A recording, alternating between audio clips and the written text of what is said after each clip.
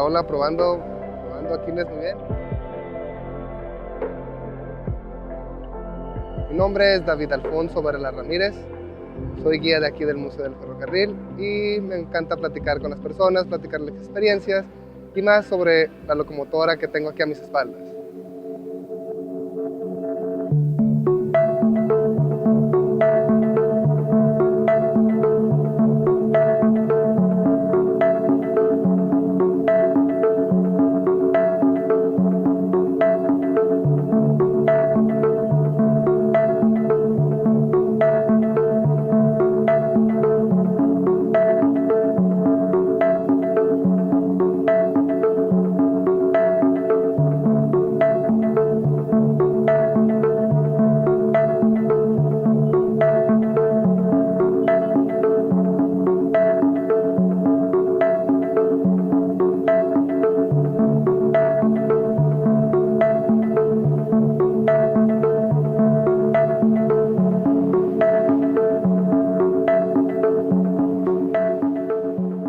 Este museo fue fundado en 1998 gracias a la inquietud del maestro Belarmino Rimada Peña, en aquel entonces regidor del Ayuntamiento de Torreón.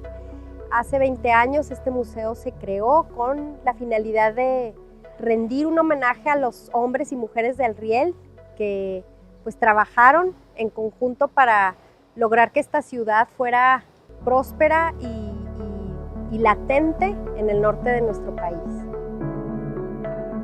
Torreón no hubiera existido sin el ferrocarril. Historiadores, cronistas, incluso los fundadores de este museo lo señalan así. Esta ciudad no hubiera sido lo que es hoy sin el cruce de vías, sin el paso del ferrocarril a principios del siglo pasado. Entonces es un referente importante para las nuevas generaciones que conozcan cómo surgió Torreón, por qué surgió Torreón como ciudad, cómo se levantó como ciudad, una ciudad con diferentes etnias de países distintos, y el ferrocarril marca el inicio de Torreón como ciudad.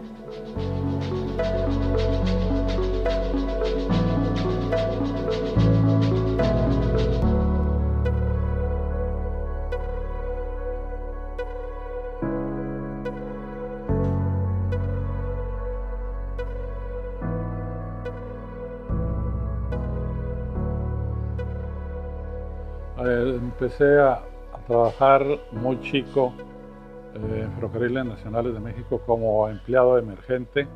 El 26 de noviembre de 1950 fue mi primer día de trabajo.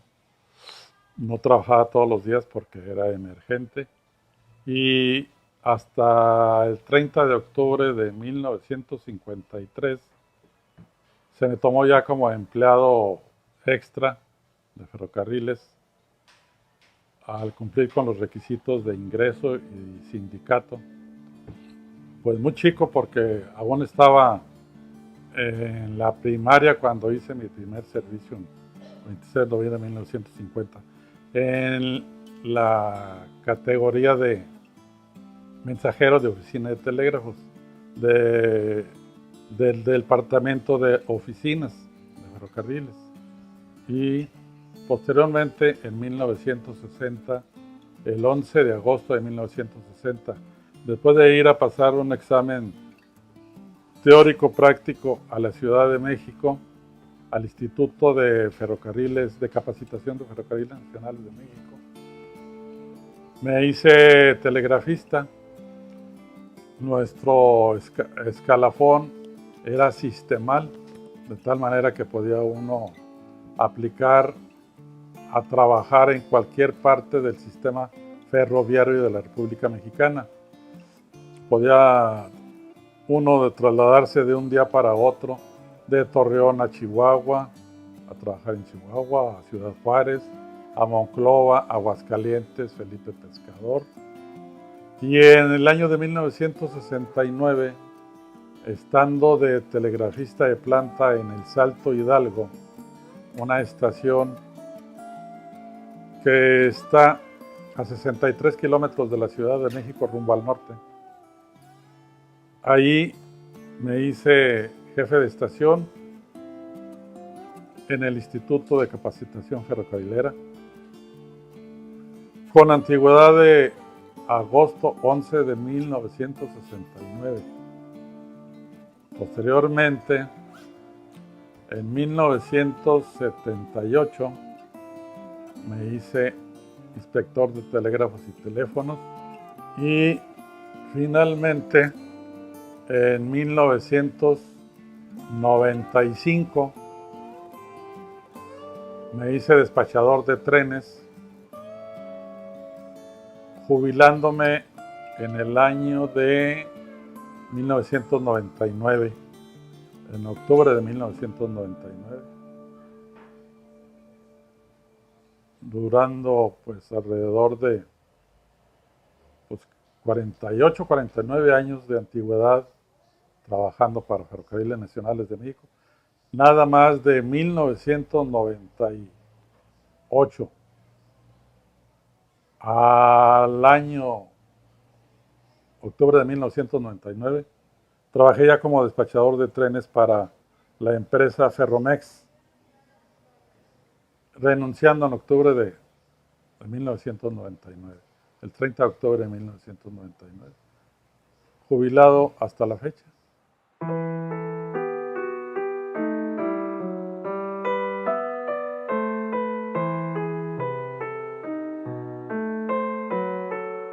La locomotora es de procedencia norteamericana, fue construida en 1921 por la compañía Alco Baldwin. Ella llegó a México en los años de 1924 y fue en el tiempo que comenzó a trabajar aquí en nuestra ciudad de Torreón con el cargo de máquina de patio. Ella se encargaba de recibir ferrocarriles procedentes de otras ciudades, ya sea cortarles flete, ponerles más vagones, diferentes cosas que hacía esta máquina con sus razones de patio. En un principio trabajó con carbón mineral y agua, después su caldera fue modificada a aceptar combustóleo, que es con el último combustible con el que operó. Esa placa que tiene de Puebla fue el año en que fue modificada su caldera, es por decir un certificado donde explica, que la locomotora fue reparada o restaurada en sus campos motrices, como lo que es la caldera.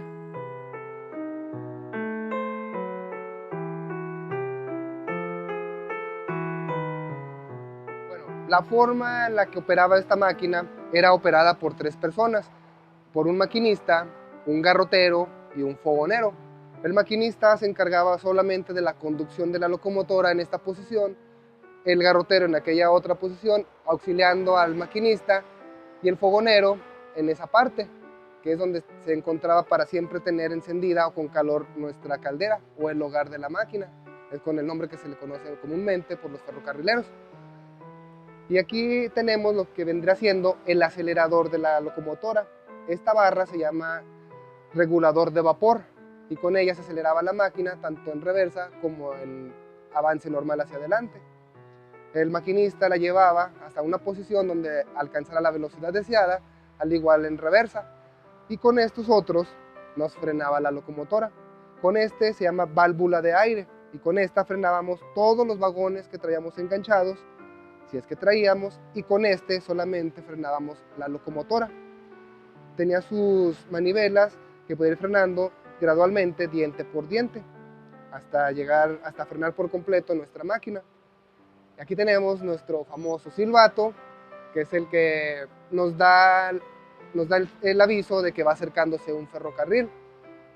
Igual funcionaba con vapor, no con aire como los que funcionan hoy en día. De este otro lado tenemos la palanca que sirve para tirar arena sobre los rieles.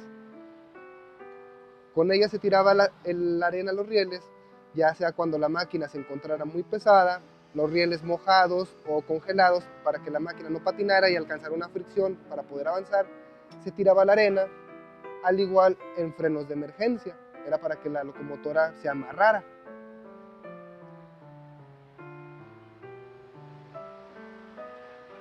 De este lado tengo un pequeño pedacito de carbón mineral, que es uno de los principales combustibles que usó la locomotora en un inicio. Y todo eso se quemaba dentro de nuestra caldera. La caldera podía alcanzar una temperatura de hasta 400 grados centígrados, que es lo que se requiere, la temperatura necesaria para producir vapor. El agua ingresa en un estado líquido, pasa por una serie de tubos que están al final de ella, y ahí se va calentando gradualmente hasta convertirse en vapor, ya que un litro de agua nos da 1750 litros de vapor, y esa energía cinética que producía la locomotora la transformaba en energía mecánica, y era el modo en que podía avanzar nuestra locomotora 1140. En la parte de atrás tenemos nuestro tender, que es el tanque de combustible de la máquina. Este tender está seccionado en dos partes. Por su interior se encuentra dividido, ya que en la parte trasera se encuentra una compuerta donde puede almacenar el agua, y aquí al frente, en esta pared que se ve en esta mini pared, ahí se almacenaba el combustóleo, y todo el combustóleo ingresaba por este tubo que tenemos aquí a pie. Por este tubo ingresaba el combustóleo por la parte de abajo, directo hasta la caldera.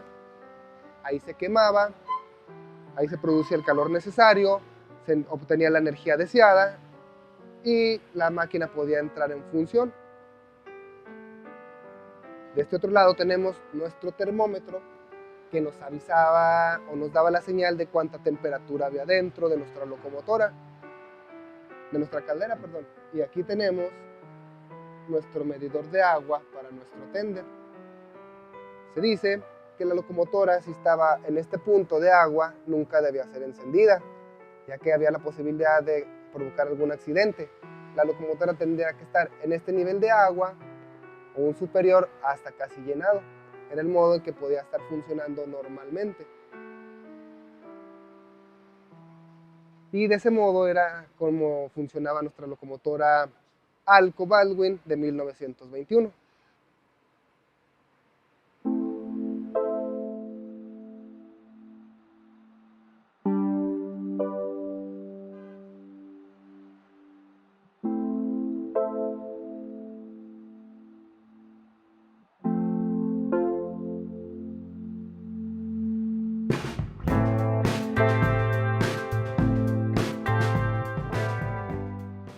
Este lugar se le conocen como los patios del ferrocarril. A los patios los constituía la carpintería y la fragua, un taller de herrería.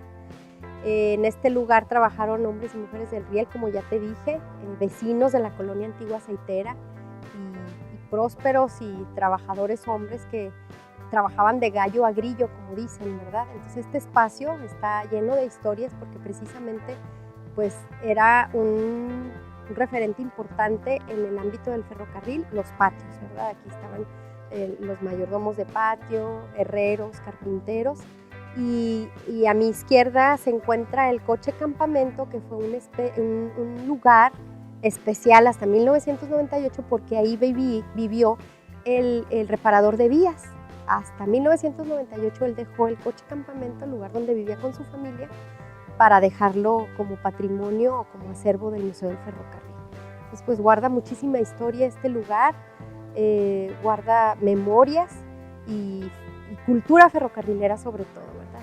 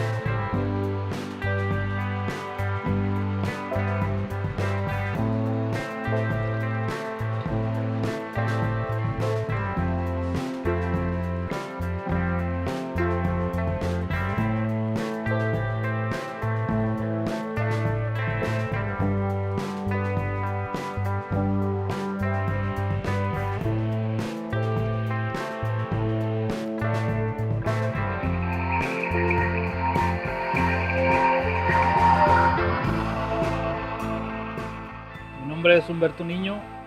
Pues mira, aquí nos encontramos en el Museo del Ferrocarril de la ciudad de Torreón, Coahuila. Nosotros somos el club de museo de ferroaficionados adjuntos al Museo del Ferrocarril. Tenemos aproximadamente 3 meses que estamos aquí con una maqueta de ferrocarriles a escala HO, y la maqueta se encuentra en su primera etapa, que son mesas y vías.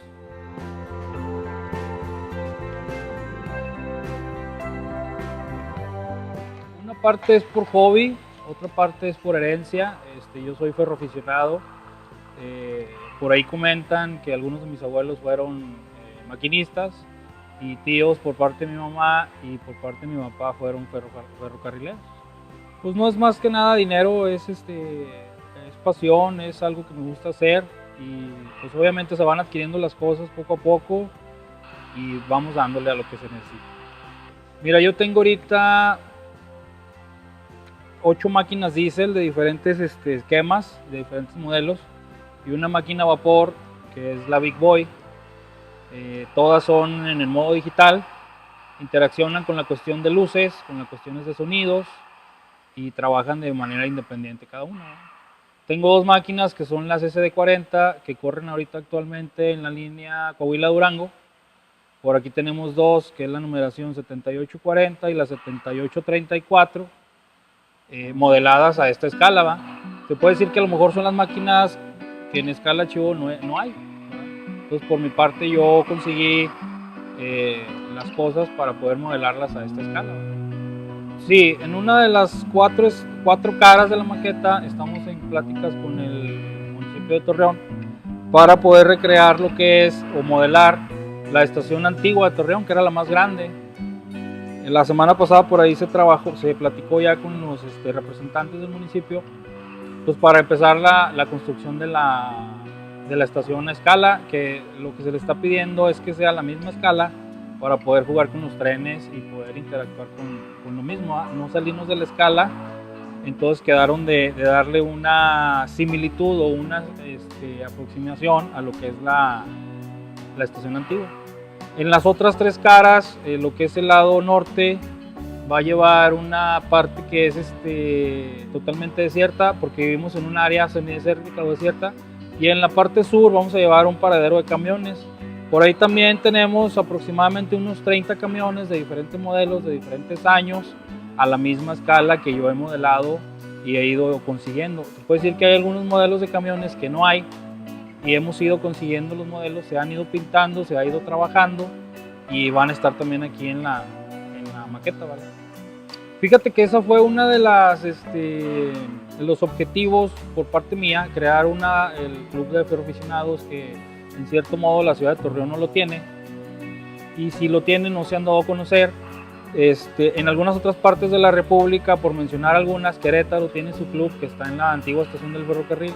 Nosotros creamos esto con la finalidad de que la gente se nos acerque.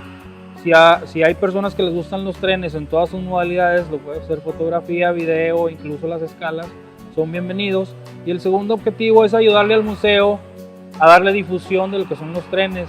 Las generaciones nuevas ven los trenes y pues no entienden mucho de dónde viene la historia de los ferrocarriles, ¿verdad? Y lo que queremos nosotros es que nos visiten, y aquí se les da un recorrido de la historia de los trenes, cómo hemos ido creciendo, y más que nada Torreón se fundó por la llegada del tren, ¿verdad?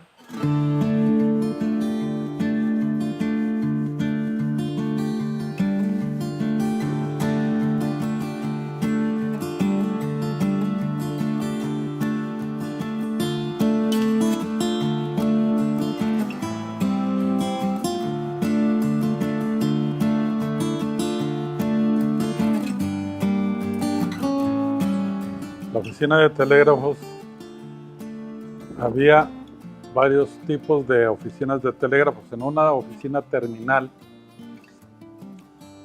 como la de aquí de Torreón, había un conmutador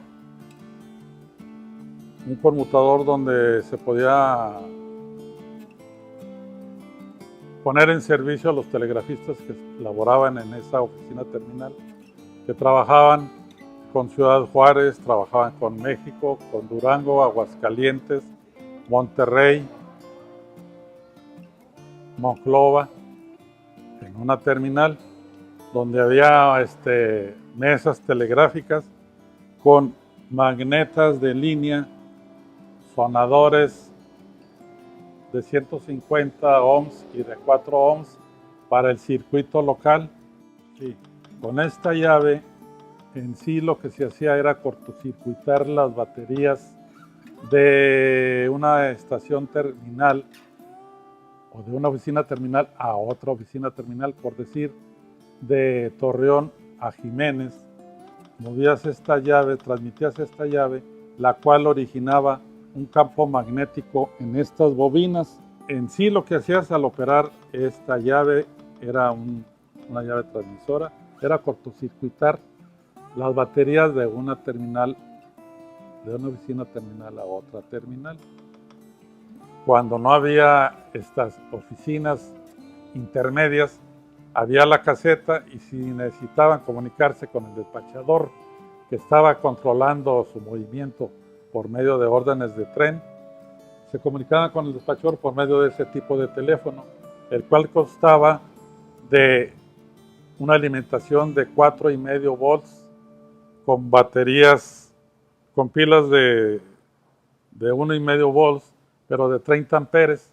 Eran 4,5 volts, eran 3 baterías, las cuales se podían comunicar por medio de, como estas exactamente, como estas.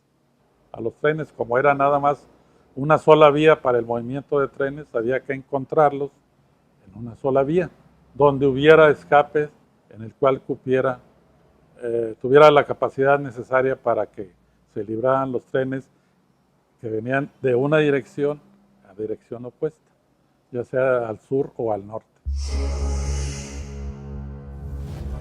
Sí hubo accidentes bastante graves porque recuerdo en una ocasión al despachador de trenes de aquí de Torreón omitió dar una orden a un tren que iba llegando a la estación de Marte, Coahuila. Se le olvidó ese tren, se le borró, era una hoja de trenes bastante grandes en donde iba anotado los trenes de la división Torreón rumbo a Torreón Felipe Pescador, Torreón Hipólito y Torreón Jiménez. Pero en esta ocasión ese tren iba de aquí a Hipólito y se le olvidó el que iba en dirección contraria. Y chocaron de frente. Hubo 3 muertos.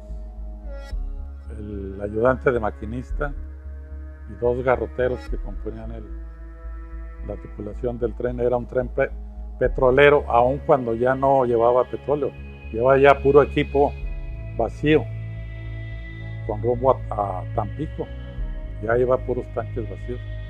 Entonces se dio cuenta ya hasta cuando el choque, pues el despachador tuvo que huir y duró 10 años huyendo. Ese fue uno de los que yo supe y me di cuenta. Pero hubo varios accidentes así de ese tipo porque el sistema era muy delicado. Se manejaba por medio de órdenes de tren, por medio de la señal de órdenes, la bandera que está allá. El telegrafista o jefe de estación, al recibir esa orden, ya sea para cambiar un encuentro o fijar un encuentro entre 2 trenes de dirección opuesta, ponía aquí la orden de tren. Inclusive, para mayor seguridad, ponía un clavo de manera de que aquí había una muelle que al oprimirla se hacía más blandita.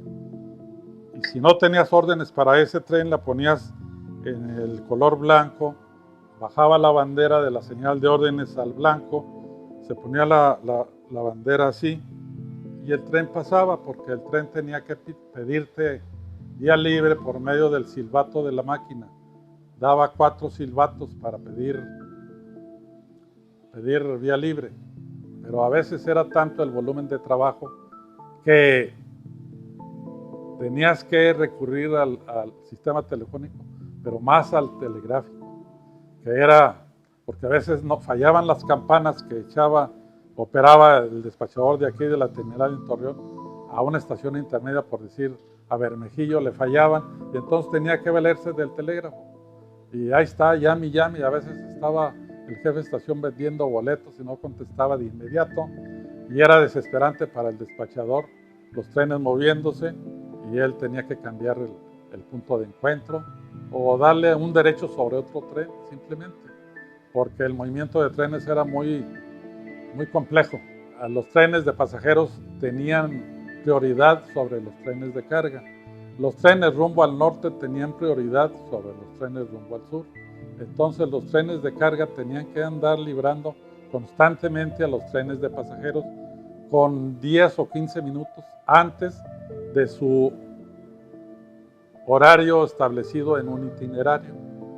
De lo contrario, los disciplinaban si no cumplían con esos requisitos. Era muy delicado el movimiento de trenes, y más cuando se tenía que utilizar el sistema telegráfico. Era muy laborioso. Decían muchos compañeros del despachador de trenes, constantemente está con un pie afuera y con el otro en la cárcel, porque con cualquier descuido, vámonos, si lo agarraban después de un choque de trenes, a la cárcel, y te hacían pérdida de vidas humanas y pérdidas materiales, pérdidas a la nación.